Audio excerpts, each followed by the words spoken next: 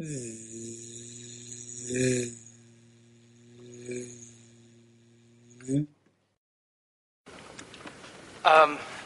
my name is Tim Kowalski. I'm from the United States, from New York City. And actually, the story that popped into my mind was when I was maybe 7 or 8 years old. I went for like a summer trip out into the wilderness with my family. And, you know, I was from the city, so I was a city boy. And it's like this new experience of like being out in the wild. And there was this dog that belonged to one of our neighbors. And he used to always wander around. And I was like the only kid around in that area, so I became really friendly with this dog. And then one day, me and this dog like went on a serious adventure. And we went for maybe, I don't know, like a 7-hour walk where we just kind of got lost in the forest. And we found all these like mysterious, broken, like burnt down houses and trailers and huge junk piles like on the bottom of ravines. And we had walked like through all these parts of the forest and like followed the river. And I never really felt scared because like I had this dog with me. And the dog seemed to have like so much kind of knowledge in a way, you know, and was kind of aware of what was going on.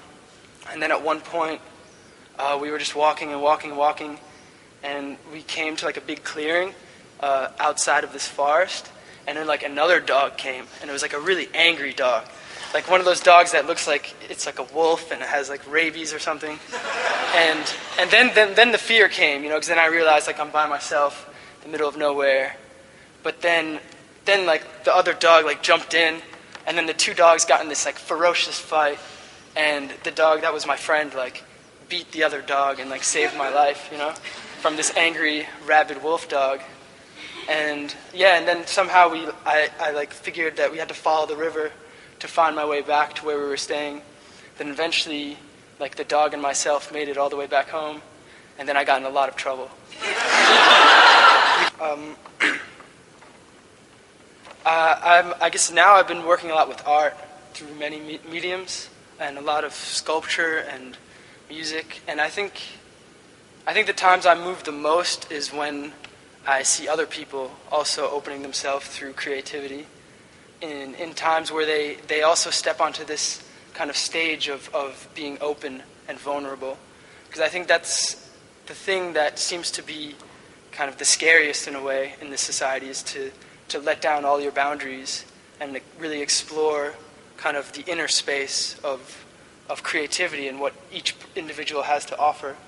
And just coming from like a city background and kind of growing up in an area where everyone was always meant to be hard, you know, and have these like shields and boundaries. It took me a very long time to break those away and to really find confidence in my own ideas and in my own expression. And I think the thing that moves me the most is anytime someone takes that stage to open themselves, to be exposed and to show that creativity. And so this, just being here and this project in itself is like really inspiring. A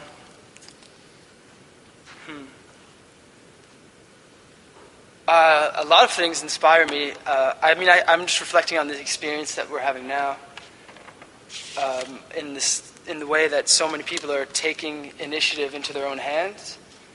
That's something for a long time, at least me as an individual, I never wanted that spotlight or that responsibility.